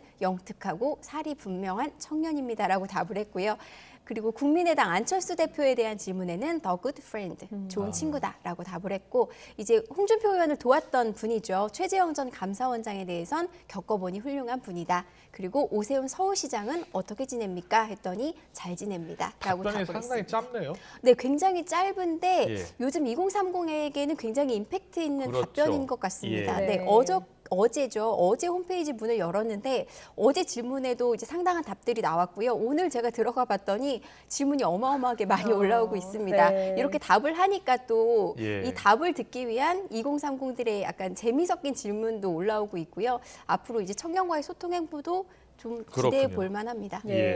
이런 그 김종인 전 위원장이나 홍준표 의원의 행보에 관심이 쏠리는 거는 사실 김종인 위원장이 킹메이커라고 불리기 때문에 대선 주자들도 관심을 표하는 걸 테고 홍준표 의원의 경우에는 2030 세대의 마음을 훔치고 있기 때문에 이게 또 절실하게 필요해서 비슷한 또 행보를 이어가려고 관심이 가는 거 아닌가 이런 생각도 들거든요. 맞습니다. 이게 또 대선 주자들 움직임이 상당히 많았는데 여론조사에 또 어떻게 영향을 미쳤을까도 궁금하거든요. 그렇죠. 이분들의 활동이 아마 대선의 판도에도 영향을 줄 수밖에 없을 겁니다.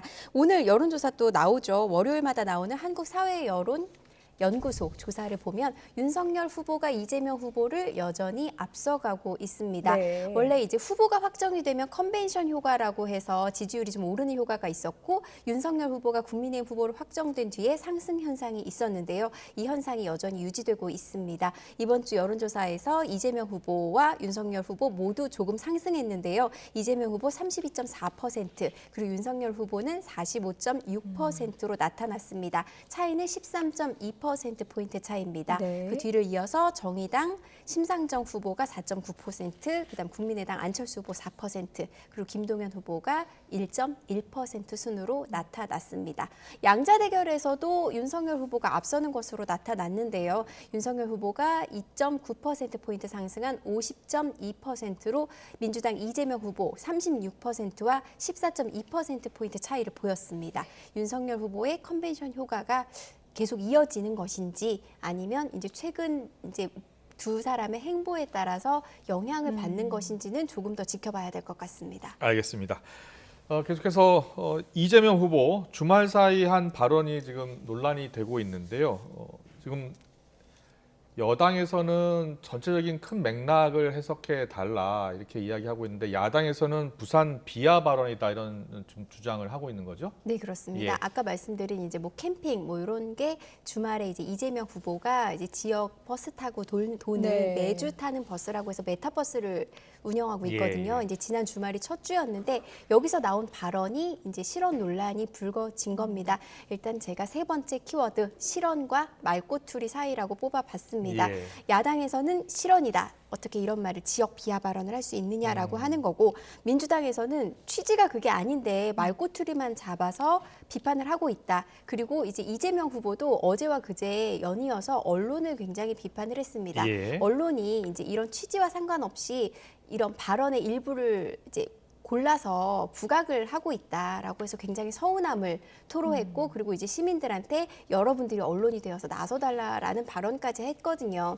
사실 이 정치인의 발언은 상대 진영에서 굉장히 주목합니다. 무슨 예. 일정이 있으면 이 후보가 뭐라고 하는지를 보고요. 그 발언에서 실수가 없는지를 살핍니다. 그렇기 때문에 쉽게 구설에 휘말리는 건 사실입니다. 하지만 이제 제가 볼 때는 언론인인 제 입장에서는 어느 쪽 주자에만 해당되는 것 같지는 않습니다. 그 이재명 후보는 이제 이번에 부산 비하 발언이라는 지적이 나왔는데요. 과거에 보면 윤석열 후보도 대구에 가서 했던 발언 때문에 그 지역주의 조장 발언이라고 곤욕을 치르기도 했거든요. 네. 이 두 발언 먼저 들어보시죠.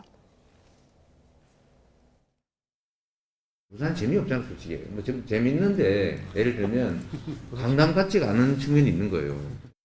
대구가 아닌 다른 지역이었더라면 정말 이 질서 있는 그 처치나 이런 그 진료가 안 되고 아마 밀란부터 일어났을 거다 하는. 네, 이 발언을 보면요. 맥락을 보면 사실 이재명 후보는 지역 균형 발전을 강조한 발언이었습니다. 네. 그 앞뒤의 일정을 봐도 이제 지역 균형 발전 그리고 이제 지역을 살리기 위해서 어떤 정책을 펴겠다라는 공약도 발표를 했고요. 예. 이런 맥락으로 이제 이해를 해달라는 거고 윤석열 후보의 발언은 이제 당시에 대구를 방문해서 초기에 대구 지역 분들이 이제 질서를 지켜서 코로나를 잘 이겨내줘서 감사하다라는 취지의 발언이었습니다. 그럼에도 불구하고 이렇게 이제 일부만 뽑다 보니 이제 지역을 비하하거나 지역을 폄하하는 발언으로 이제 논란이 되는 건데요. 뭐 당사자들 억울할 수 있다고 생각합니다. 억울할 수 있겠죠. 그런 취지로 말한 게 아닌데 왜곡돼서 전달하면 억울할 수 있을 것이지만 정치인의 발언 그리고 특히 지역에 대한 발언은 좀 더 신중할 필요가 있지 않나 생각합니다. 예. 네. 그리고 오늘 청와대 이철희 수석이 야당 대선 후보들에게 문재인 대통령의 축하난을 전했잖아요. 근데 문재인 대통령이 윤석열 검찰총장 시절에 꽃다발을 또 한 차례 전한 바가 있어서 오늘 그 축하난을 전하는 자리가 상당히 관심이 쏠렸는데 어떤 얘기들이 좀 나왔습니까? 네, 좀 어색한 분위기였습니다. 네. 사실 제가 봤을 때는 예. 제가 이제 직접 가보진 못했고 이제 그 뭐 취재를 갔던 기자들의 얘기를 듣고 그리고 화면을 봤는데 후보 선출 열흘 만이죠. 열흘 만에 축하난을 전달을 한 건데요. 아무래도 이제 이철희 수석도 이제 국회의원 출신이니까 네. 분위기를 좀 풀어보려고 좀 이렇게 인맥, 뭐 평소 과거 인연을 강조하는 말도 하고 그랬는데 약간 어색한 분위기는 어쩔 수 없었습니다. 그 윤석열 후보도 그 대통령 내외의 안부를 물었습니다. 네. 그래서 이제 서로 건강 얘기를 하고 이제 건강 얘기를 주고받으면서 좀 마무리가 예. 됐는데 한번 저만 어색하다고 느끼는 건지 아니면 보시기에도 예, 어색한지 보겠습니다. 네, 함께 보시죠. 예.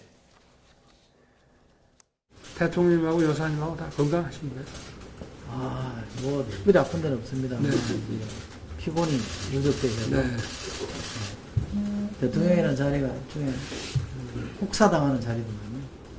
저도 가까이 봐서 이제 새삼스럽게 느꼈습니다. 시작하기 전에 커피도 주시는 아니 무슨 소리입니까? 살이 조금 빠지신 것 같아요. 화면으로 보니까. 못 먹어서 그렇죠. 카니발 타고 다니면서 김밥이나 빵 이런 거로다가 막 끼니를 때우고 이러니까 그래도 뭐 재미가 있습니다. 대통령께서 축하 말씀 꼭 전해드리시고 네.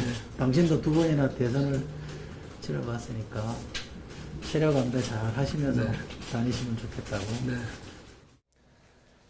두 사람 모두 한때 여당 의원이었고 또 문재인 정부 검찰총장이었기 때문에 두 사람 사이는 우리가 아는 것보다 더 친할 수도 있는데 공개석상이고 또 서로 자리가 좀 다르지 않습니까? 그래서 좀 더 어색하게 보였지 않나 그렇죠. 싶기도 합니다.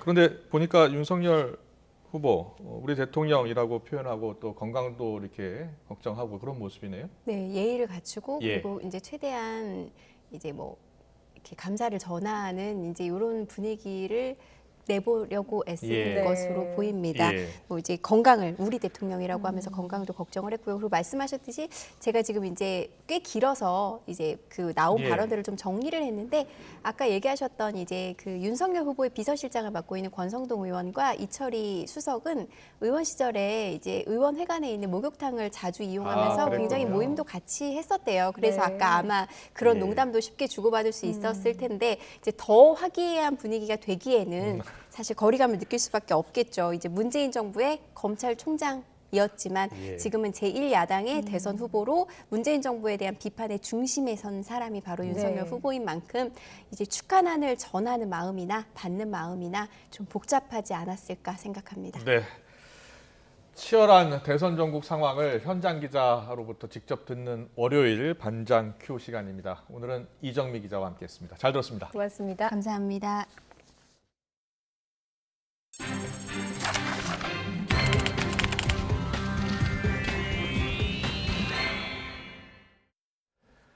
경기도와 서울을 오가는 광역버스 기사들이 하루 9시간이 넘는 장거리 운행에도 휴식을 제대로 보장받지 못하고 있다는 제보가 들어왔습니다. 일부 기사는 회사를 근로기준법 위반으로 신고하기도 했는데 회사가 내놓은 대책은 사실상 꼼수에 불과했습니다. 홍민기 기자가 취재했습니다. 9711번 광역버스를 운행하는 버스기사 박상옥 씨. 경기도 고양시에서 서울 양재시민해수까지 왕복 100km에 달하는 노선을 매일 운행하느라 피로가 만만치 않습니다.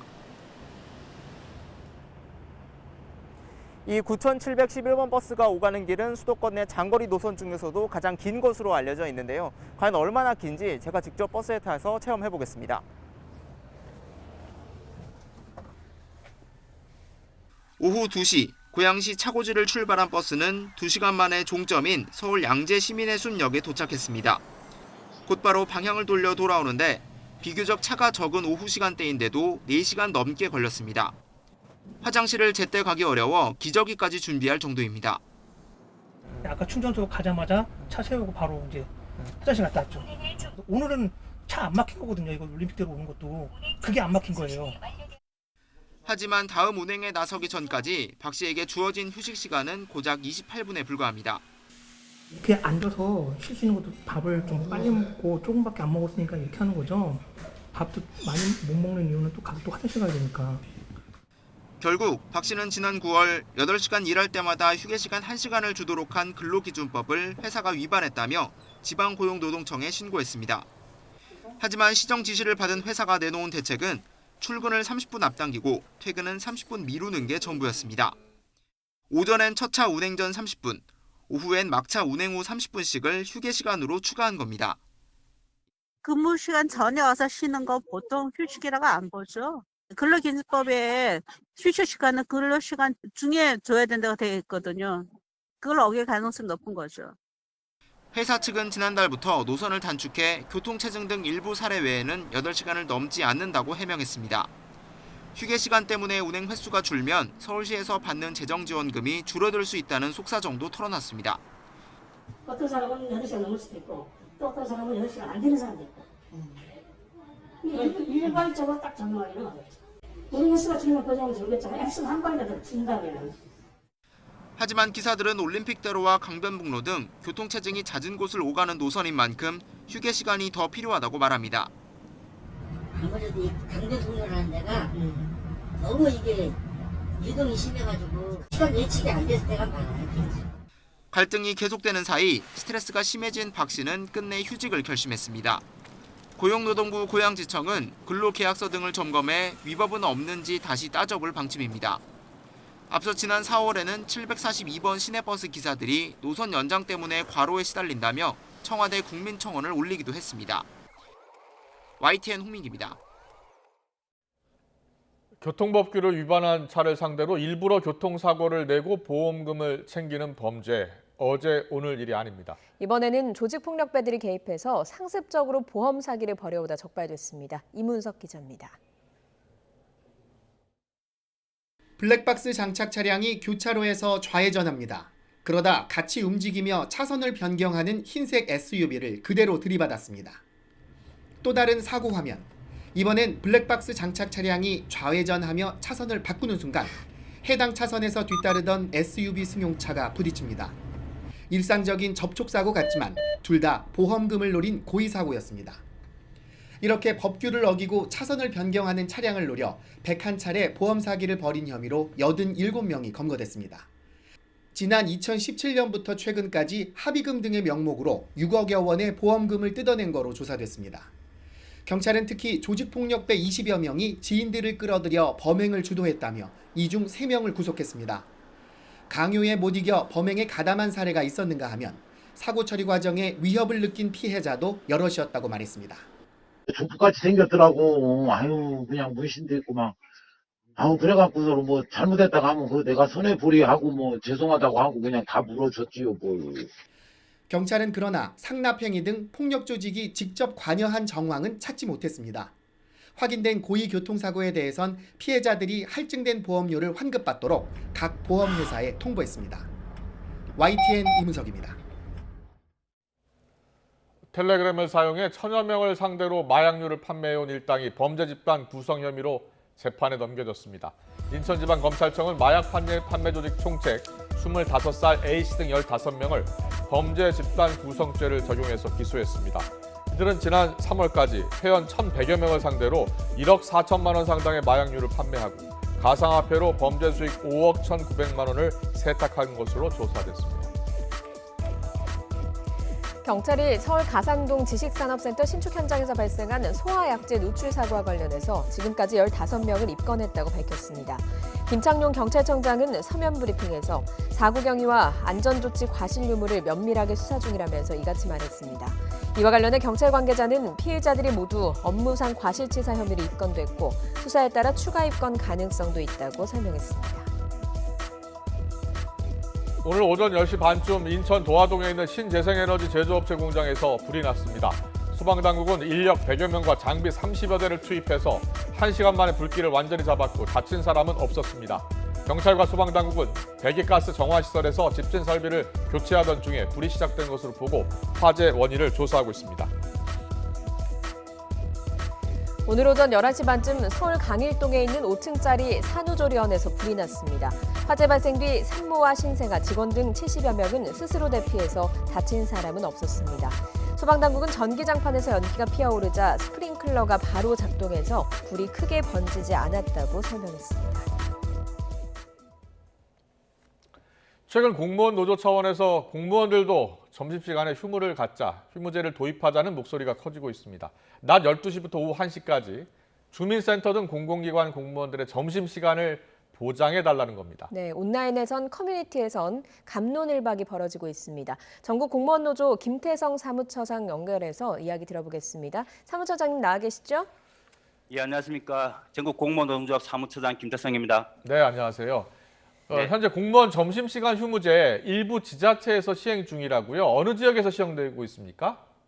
예, 공무원들 점심시간이 12시부터 이제 13시까지 이제 규정하고 있고 네. 1시간 범위 내에서 달리 정할 수 있다고 이렇게 이미 규정을 하고 있습니다. 예. 그래서 2017년부터 경남 고성군을 시작으로 12시 점심 휴무를 시행하고 있고 지금 전남 담양이라든지 전북 남원 예. 또 광주 광주시까지 확대되고 있습니다. 예, 점심시간에 민원 처리하시는 분들이 많다 보니까 해당 지자체가 미리 시행 중인데 불편하다 이런 호소도 있을 것 같거든요. 예, 물론 이제 제도를 처음 시행하다 보면 민원인들이 다소 불편한 점도 있을 수 있습니다. 네. 그래서 이번에 공무원 노조에서 10월 20일 12시 멈춤을 했던 적이 있습니다.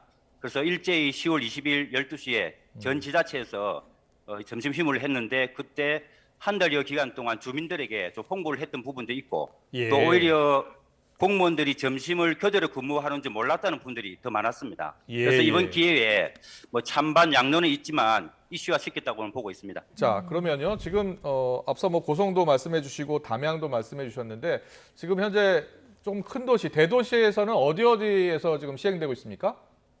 지금은 광주광역시가 올해 7월 1일부터 전면적으로 시행하고 있고요. 아. 그리고 충남 부여도 최근에 이제 시행을 하고 있고 부산 예. 같은 경우는 부산광역시 지자체가 2022년 1월부터 전면 시행을 앞두고 있습니다. 그렇군요. 예.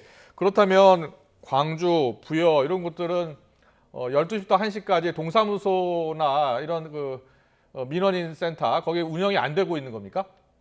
예, 전면 점심 휴무를 시행하고 있는 부분입니다. 그러면 민원인이 이제 전화를 해도 받지 않는 거네요?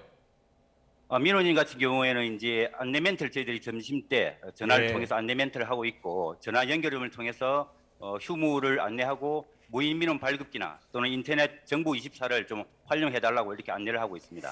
그런데 그 직장인들 중에서는요, 예를 들면 오전 9시부터 6시까지 근무를 꽉 채워서 하시는 분들 사이에서는 점심시간에만 또 일을 봐야 되는 시민들도 있긴 하거든요. 이럴 때는 좀 어떻게 해야 하고 어떻게 하고 있는지도 궁금합니다. 저희들이 사례를 보니까 예전에 증명 서류를 관공서에서 방문해야 발급할 수 있을 때는 실제로 점심시간에 이제 직장인들이 증명 발급을 위해서 많이 왔었습니다. 예. 그런데 오히려 요즘은 직장인들이 관공서 방문보다는 수수료를 부담하지 않는 인터넷 정보 24 민원을 더 활용하고 있고요. 예. 그리고 무료로 또 증명서를 발급받고 있는 실정이고 예. 요즘 민원인들은 증명서 발급보다는 뭐 인허가 상담이라든지 또 복지 서비스 상담을 위해서 오시는 민원이 더 많다는 겁니다. 예. 그리고 이런 상담 민원은 지금 같은 교대 근무로는 안 되고 담당 공무원이 있어야만이 해결될 수 있는 부분이 많기 때문에 네. 오히려 지금 교대 근무 같은 형태로는 민원인들이 규정한 시간을 내서 왔는데 불만족스러운 행정 서비스를 제공하고 있는 문제점이 발생하고 있다는 겁니다.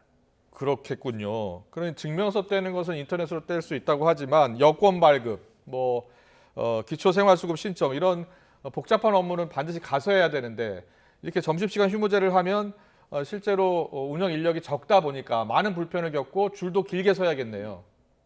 예, 그렇죠. 아까 말씀드린 대로 공무원들이 교대 근무를 하다 보니까 행정 서비스의 신뢰성도 좀 떨어지는 부분이 있고 또 오시는 민원들도 불편을 더 초래하는 부분이 있는데 예를 들면은 교대 근무를 하다 보니 인원이 2분의 1로 줄어들으니까 증명서류 발급 같은 민원 처리 속도도 느려지고 또 복지 서비스 상담 민원의 경우는 담당자가 아니면 제대로 설명을 못하니까 민원인들은 담당자가 올 때까지 최소 30분에서 또 최대 1시간까지 기다리는 불편함이 많다는 겁니다. 예, 그래서 말씀하시죠.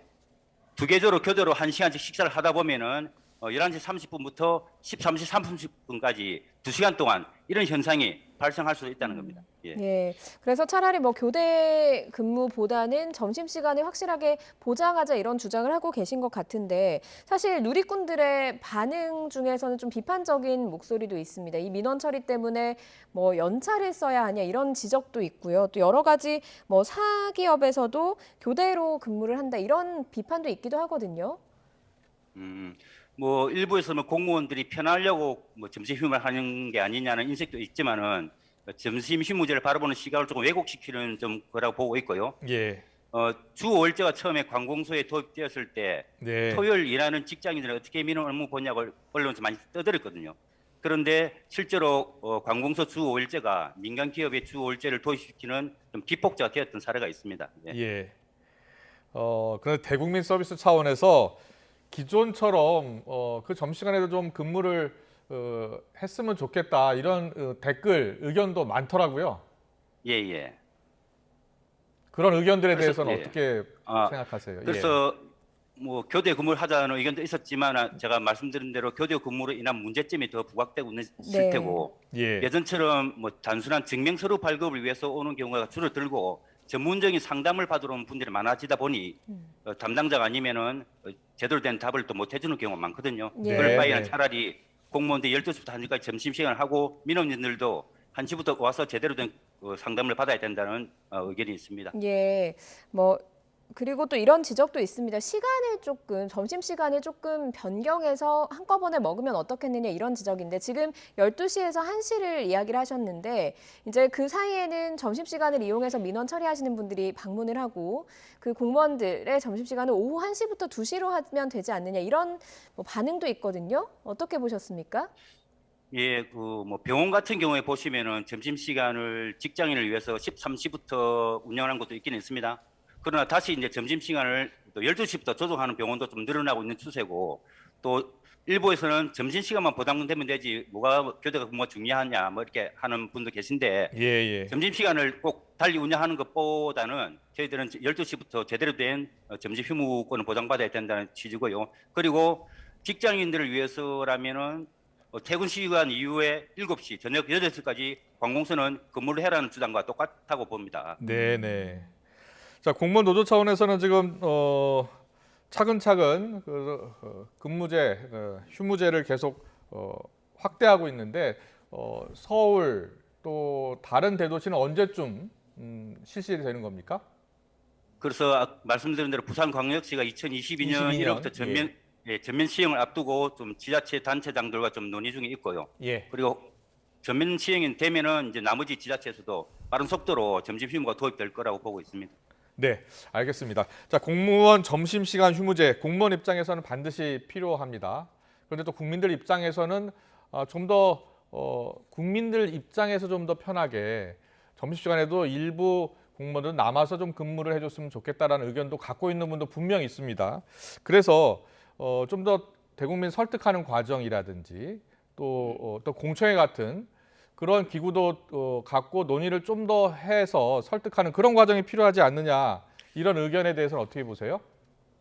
예, 그런 의견도 저희들이 공감하고 있고요. 또 일부에서는 공무원들이 점심 휴무에 반대하는 의견도 있다는 걸 알고 있고요. 그래서 저희들이 10월 20일 12시 멈춤을 하루 동안 해준 적이 있습니다. 그때를 준비하면서 한 달여 기간 동안 주민 홍보를 하면서 많이 좀 알려냈듯이 이 부분도 좀 전면 시행을 앞두고는 지자체 단체장들과 교섭을 통해서 주민 홍보를 통해서 정착시켜 나가야 된다고 보고 있습니다. 예. 네, 알겠습니다. 그리고 12시 점심 휴무제가 공무원이 편하게 일하기보다는 공무원도 노동자로서의 당연히 권리고 보다 나은 행정 서비스를 위한 휴식권임을 좀 말씀드리겠습니다. 네, 알겠습니다. 오늘 말씀은 여기까지 듣겠습니다. 자, 공무원 점심시간 휴무제, 전 공무원 노조 김태성 사무처장과 함께했습니다. 잘 들었습니다.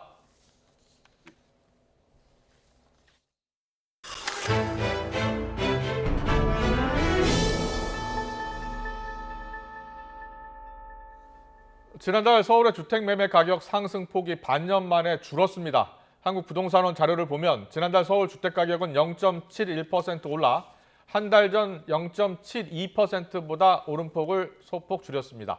서울 집값의 오름폭이 축소된 것은 지난 4월 이후 6개월 만입니다. 다만 전세대출 옥죄기 영향으로 월세 수요가 늘면서 서울의 월세는 0.25% 올라 한 달 전보다 오름폭을 확대했습니다. 금융당국의 기준금리 인상과 금융권의 대출 규제 영향 등으로 수도권 주택 매매 시장 심리지수가 큰 폭으로 하락했습니다.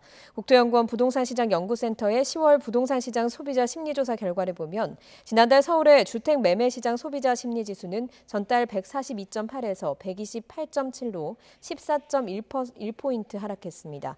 전세시장 심리지수도 서울이 9월 121.4에서 지난달 111.2로 내려가는 등 수도권 전체로 볼 때 3개월 연속 하락세를 이어갔습니다. 올해 국내 전기차 판매량이 전 세계에서 7번째로 많은 것으로 나타났습니다. 한국자동차연구원 자료를 보면 한국의 올해 3분기 연간 누적 전기차 판매량은 7만 1,006대로 지난해 같은 기간보다 2배 가까이 는 것으로 집계됐습니다. 세계 완성차 기업 중에는 현대차 그룹이 지난해보다 67% 늘어난 16만 대를 팔아 5위에 올랐습니다.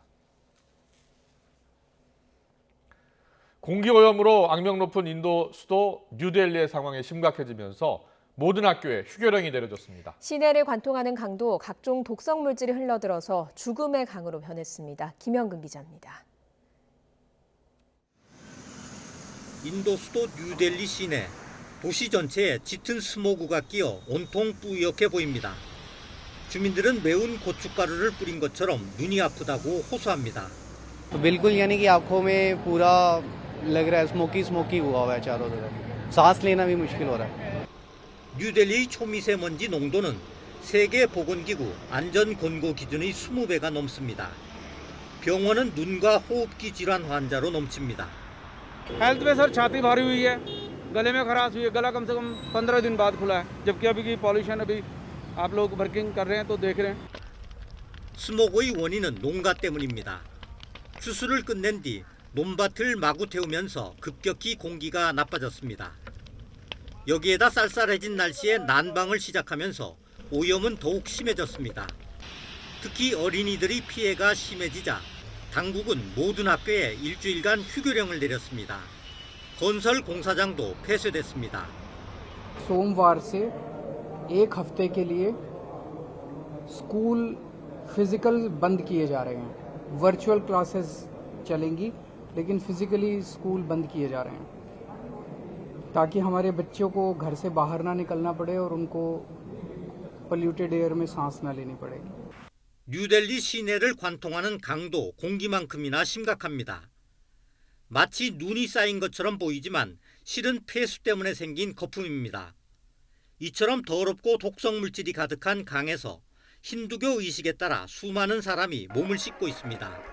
오염으로 인해 시내 일부 지역에서는 물 공급도 지장을 받고 있습니다. 극심한 코로나19 확산을 겪은 뉴델리 주민들은 공기오염에 수질 악화까지 삼중고에 시달리고 있습니다. YTN 김영근입니다. 시가총액 1조 달러, 1,000조 원이 훌쩍 넘는 가상화폐 비트코인은 누가 만들었을까요? 네, 베일에 가려져 있던 창시자 사토시 나카모토의 정체가 곧 밝혀질지도 모릅니다. 호준석 기자입니다. 헝가리 투자자들이 모여 사토시 나카모토의 흉상을 제막했습니다. 지난 2008년 비트코인을 만들었다는 창시자의 얼굴은 이런 모양입니다. 일본 사람이 아닙니다. 사실은 얼굴도 본명도 잘 모릅니다. 비트코인은 지난 10년간 160배 넘게 올라 전 세계 시가총액 1위 기업인 마이크로소프트의 절반이 됐으니 투자자들에게 사토시는 신이나 마찬가지입니다. He created Bitcoin, he created the blockchain technology, he's the god of our market. 이런 사토시의 정체를 밝히기 위한 재판이 미국 플로리다주에서 열리고 있다고 월스트리트 저널이 보도했습니다. 지금까지 사토시라고 자처해온 인물은 호주의 프로그래머 크레이그 라이트입니다. 그런데 2013년 숨진 미국의 컴퓨터 전문가 데이브 클라이먼의 유족이 클라이먼과 라이트가 함께 사토시라는 이름으로 비트코인을 만들었다며 사토시 명의로 된 비트코인 110만 개, 82조 원의 절반을 나눠달라고 재판을 건 것입니다. 소송을 당한 라이트는 잘 됐다는 입장입니다. 이번 기회에 자신이 단독 창시자임을 입증하고 대신 친구 클라이먼에 대한 우정의 표시로 절반은 기부하겠다고 말했습니다. 만약 라이트의 말대로 되고 절반인 41조 원어치를 한꺼번에 내다 판다면 비트코인 값은 급락할 수 있습니다. 투자자들은 지금 이걸 더 걱정하고 있습니다. YTN 호준석입니다. 최근 나루히토 1왕의 조카인 마코 공주가 왕족의 신분을 벗고 일반인과 결혼하면서 화제를 모았습니다. 왕족이 왕실을 떠날 때 받는 품위 유지비도 포기한 뒤 뉴욕에서 신혼생활을 시작했는데 평민이 된 공주의 앞날에 관심이 쏠립니다. 조수영 기자입니다. 마코 전 공주는 지난달 26일 일반인인 자신의 대학 동기와 결혼하면서 평민으로 신분이 바뀌었습니다. 결혼식은 남편 모친의 금전 문제를 둘러싼 논란으로 계속 미뤄지다 결국 혼인신고만 하는 것으로 성사됐습니다. Kさんはかけがえのない存在です。結婚は自分たちの心を大切に守りながら生きていくために必要な選択でした。 기자회견 당시 마코 전 공주는 마음 편하게 지낼 수 있는 환경에서 따뜻한 가정을 이뤄나가고 싶다며 해외 생활을 예고했습니다. 그리고 3주 만에 남편과 함께 신혼집을 마련해 놓은 미국 뉴욕으로 출국했습니다. 도쿄 하네다 공항 현장에는 100여 명의 취재진이 몰려들었고 환속 나온 시민들도 있었습니다. 마코 전 공주는 탑승구로 가면서 간간히 고개를 숙여 인사하는 모습을 보였습니다.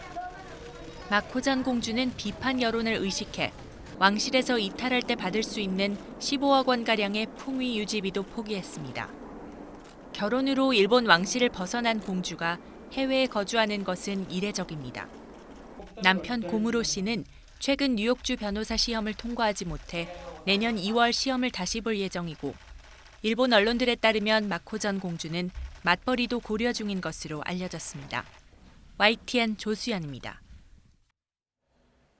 영국 리버풀의 한 여성 병원 앞에서 현지 시각으로 14일 오전 테러 행위로 의심되는 차량 폭발 사고가 발생해 한 명이 숨지고 한 명이 다쳤다고 현지 경찰이 밝혔습니다.